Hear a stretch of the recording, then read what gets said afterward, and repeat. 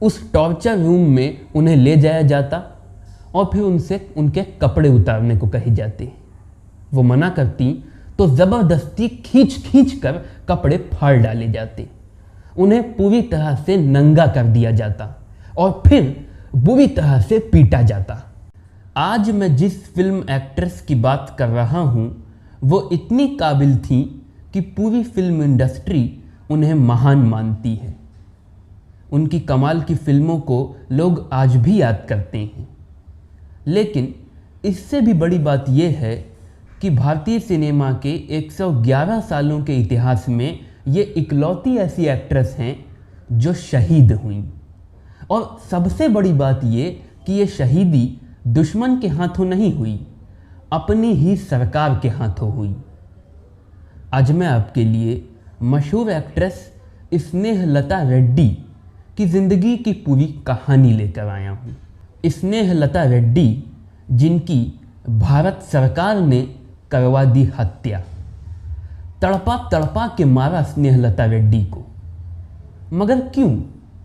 जब आप ये जानेंगे तो आपके रोंगटे खड़े हो जाएंगे। स्नेहलता रेड्डी का जन्म साल 1932 को आंध्र प्रदेश में हुआ था। उनका परिवार ईसाई था। वैसे पीढ़ियों से वो लोग हिंदू थे, लेकिन स्नेहलता के पेरेंट्स ने ईसाई धर्म अपना लिया था। स्नेहलता का बचपन बड़ी ही मुश्किलों और कष्टों में बीता। इसी वजह से बचपन से ही वो बड़ी बगावती और क्रांतिकारी विचारों की बन गई थी। जब वो पढ़ने के लिए कॉलेज में पहुंची तब तक उनका जहन पूरी तरह से ब्रिटिश राज के खिलाफ हो चुका था। इसीलिए विरोध के तहत उन्होंने अपना क्रिश्चियन नाम बदलकर इंडियन नाम रख लिया। क्रिश्चियन कपड़े बदलकर इंडियन कपड़े पहनने लगी। आंदोलन में हिस्सा लिया, मोर्चे निकाले और जेल भी गई।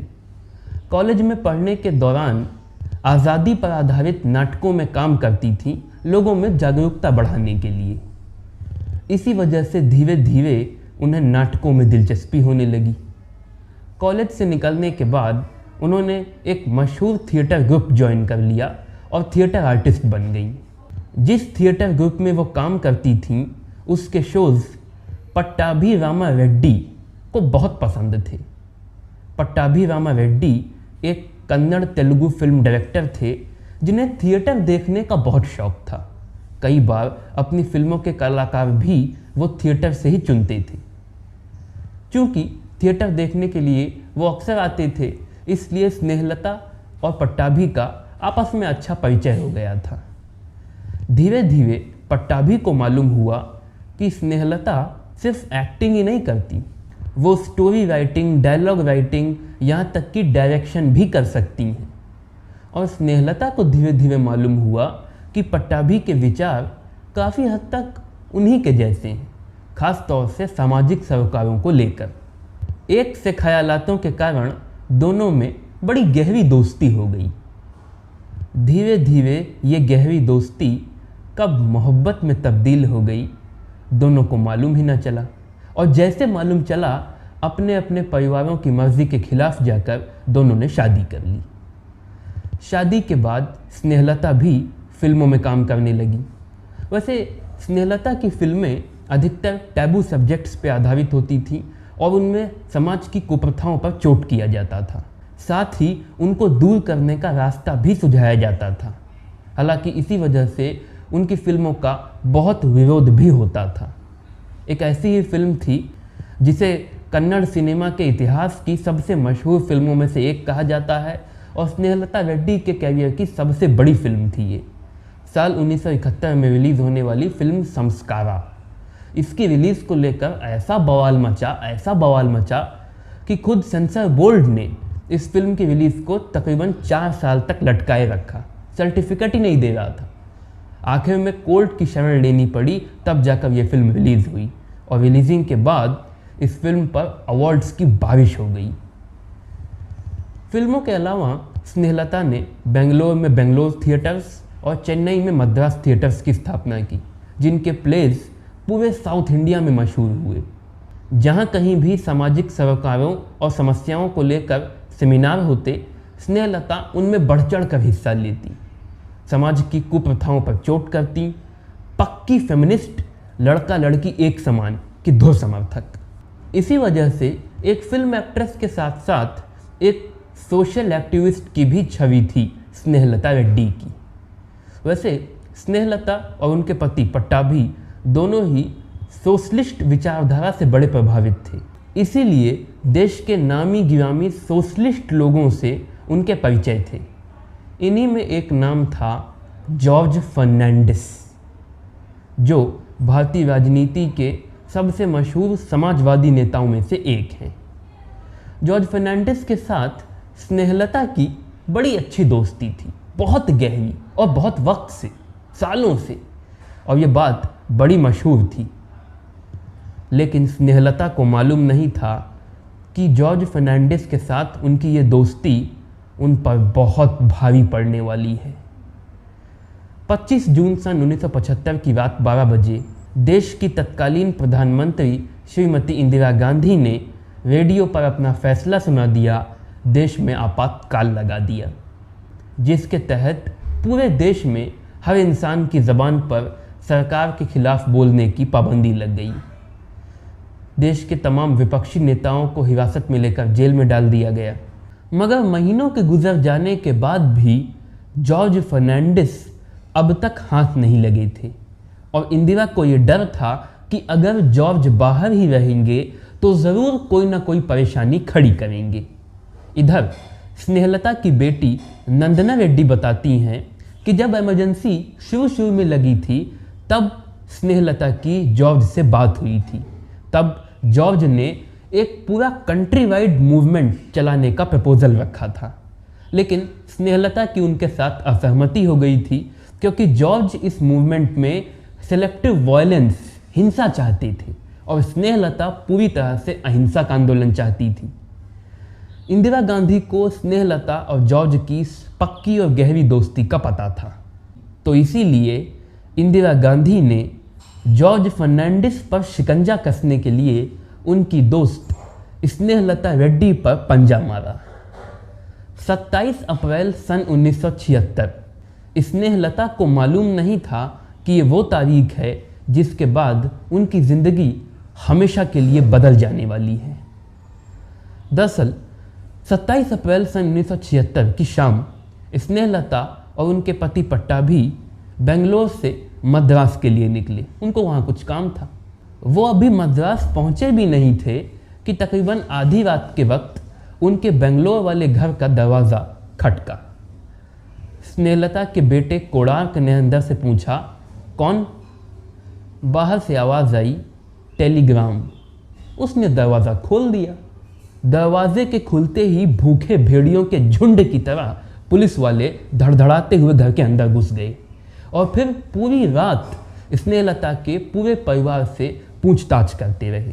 पूछताछ के नाम पर तरह तरह से तंग और परेशान करते रहे, यहाँ तक कि पुलिस वालों ने स्नेहलता के छोटे बच्चों और उनके बूढ़े अम्मा अप्पा तक को नहीं छोड़ा। एक पड़ोसी ने किसी तरह से स्नेहलता को टेलीफोन के ज़रिए जानकारी दी कि उनके घर में यहाँ क्या हो रहा है। स्नेहलता ने उससे कहा वो जल्द से जल्द घर पहुँच रही हैं। उसी रात स्नेहलता और पट्टाभी वापस बेंगलोर पहुँच गए।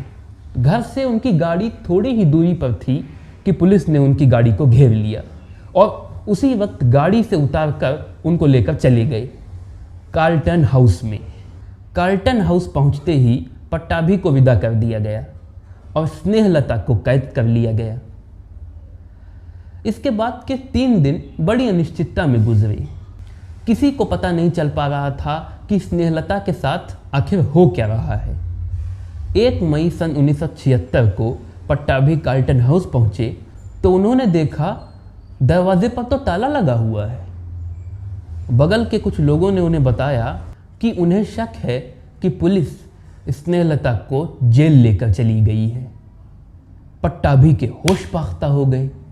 जेल इमरजेंसी के दौर में, मगर स्नेहलता का जुर्म क्या है?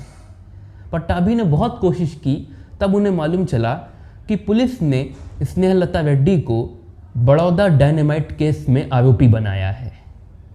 पुलिस के मुताबिक स्नेहलता संसद भवन, कुछ मंत्रालयों और दिल्ली की कई प्रमुख इमारतों को बम से उड़ाने की साजिश रच रही थी। साथ ही मीसा भी लगा दिया गया। मीसा यानी कि maintenance of internal security act, ये वही कानून था जिसके तहत इमरजेंसी के दौर में सरकार के खिलाफ बोलने वाले हर इंसान को जेल की सलाखों के पीछे डाल दिया गया। मगर ये सब तो दिखावे की ऊपरी बातें थीं। असली की अंदरूनी बात तो ये थी कि इंदिरा स्नेहलता के ज़रिए जॉर्ज का पता लगाना चाहती थी। साथ ही जॉर्ज के साथ इतनी पक्की और गहरी दोस्ती की स्नेहलता को सज़ा भी देना चाहती थी। अब जेल के अंदर स्नेहलता की अग्नि परीक्षा शुरू हो गई। सलाखों के अंदर उन पर ऐसी ऐसी जुल्मों सितम की दास्तान लिखी गई जिसकी कभी उन्होंने कल्पना तक न की थी। सबसे पहले उन्हें एक बैरक में बंद कर दिया गया।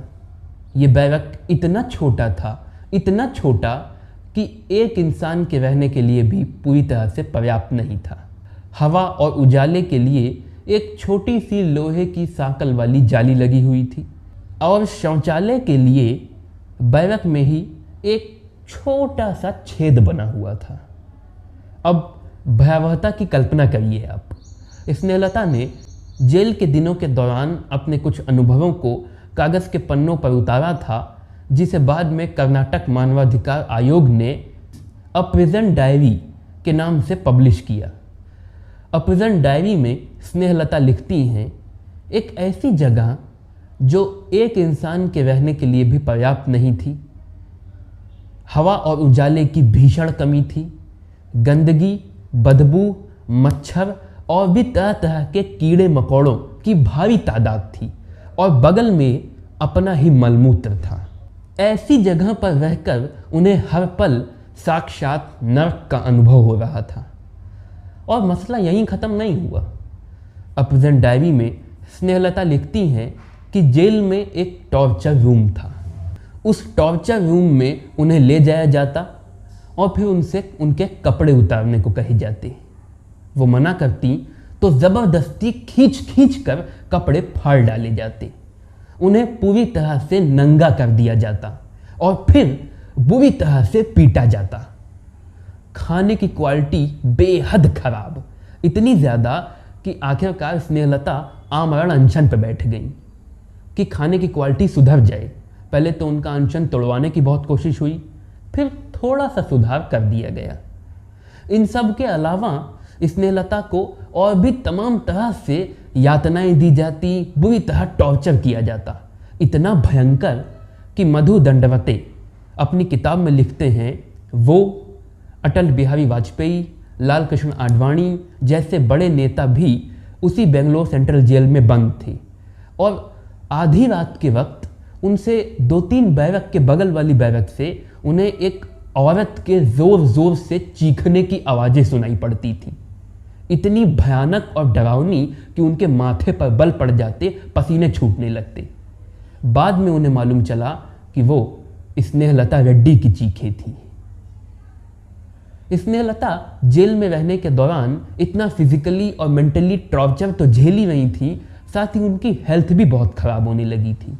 दरअसल स्नेहलता बचपन से ही अस्थमेटिक थी और जेल में वो इतने ख़राब माहौल में रहती थी, इतना टॉर्चर सहती थी, इस वजह से उन्हें हर दिन, यहाँ तक कि हर 4-6 घंटों पर अस्थमेटिक अटैक्स आने लगे। उनकी सांस फूलने लगती, तड़पने लगती। मगर जेल के अधिकारी इतने निर्दयी थे कि इलाज भी नहीं करवाते थे। इधर स्नेहलता की बेटी नंदना रेड्डी बताती हैं कि उनका पूरा परिवार बेहद परेशान था। किसी को कोई खबर नहीं थी कि स्नेहलता के साथ जेल में क्या हो रहा है। ऐसे में अचानक एक रात तकरीबन 7:30 बजे टेलीफोन की घंटी बजी। नंदना ने तुरंत फ़ोन उठाया तो सामने से एक आवाज़ आई। वो आवाज़ सुन नंदना का दिल ज़ोर ज़ोर से धड़कने लगा, क्योंकि वो स्नेहलता की आवाज़ थी। स्नेहलता ने बड़ी भारी, बुझी हुई सी धीमी आवाज़ में कहा, आखिर ये लोग मुझे हॉस्पिटल लाए हैं, मिलने के लिए आ सकती हो। नंदना के मुताबिक ज़िंदगी में इतना तेज़ वो ना इससे पहले कभी भागी थी, न उसके बाद कभी भागी जितना उस दिन भागी। पहुंची विक्टोरिया हॉस्पिटल। वहां उन्होंने स्नेहलता को देखा। स्नेहलता को देखते ही उनसे चिपट गई। स्नेहलता बार बार उनका माथा चूमने लगी, मुंह चूमने लगी। नंदना ने भी उनको इतना कस के पकड़ रखा था मानो उनके कस के पकड़ लेने से अब वो दूर न जाएंगी। मगर तब तक एक पुलिस वाला आया और बोला वक्त ख़त्म, और नंदना को खींच कर स्नेहलता से अलग कर दिया और फिर स्नेहलता को ढकेलते हुए जाकर फिर से पुलिस की वैन में बिठा दिया और वैन फिर से बेंगलोर सेंट्रल जेल के अंदर चली गई। स्नेहलता को जेल में रहते अब तक तकरीबन 8 महीने गुजर चुके थे। अब स्नेहलता की हालत बहुत ज़्यादा ख़राब हो गई थी। फिज़िकल और मेंटल ट्रॉमा तो था ही, अस्थमेटिक अटैक्स की प्रॉब्लम्स भी थी और अब तो उन्हें फेफड़ों और आंतों में इन्फेक्शन भी हो गया था। दुबली होकर हड्डी का ढांचा जैसी हो गई थी। इतने खराब स्वास्थ्य के कारण आखिरकार मजबूरी में जेल प्रशासन ने उन्हें कुछ दिनों के लिए पेरोल पे छोड़ दिया। 15 जनवरी सन 1977 को स्नेहलता जेल से बाहर निकली, मगर इतना ज़्यादा फिज़िकली और मेंटली ट्रॉमा वो झेल चुकी थी और फिर से जेल में जाने और ये सब झेलने का उनको बहुत डर था। यही 2 वजहें थीं, कहते हैं कि जिनके कारण छूटने के महज 5 दिन के अंदर अंदर स्नेहलता को हार्ट अटैक आ गया। उनके अंदर जीने की बिल्कुल इच्छा नहीं थी। 20 जनवरी सन 1977 को यानी छूटने के 5वें दिन स्नेहलता रेड्डी की मौत हो गई। स्नेहलता की बेटी नंदना रेड्डी आज एक जर्नलिस्ट हैं, साथ ही एक सोशल एक्टिविस्ट भी हैं। नंदना रेड्डी के मुताबिक आज भी उनकी आंखों में आंसू आ जाते हैं जब वो अपनी माँ के आखिरी लम्हों के बारे में सोचती हैं। कितना डर था उनकी आंखों में, कितना सहमा हुआ था उनका चेहरा। उनका शरीर पर मौजूद निशान गवाह थे कि उनके साथ पिछले 8 महीनों के दौरान क्या हुआ है।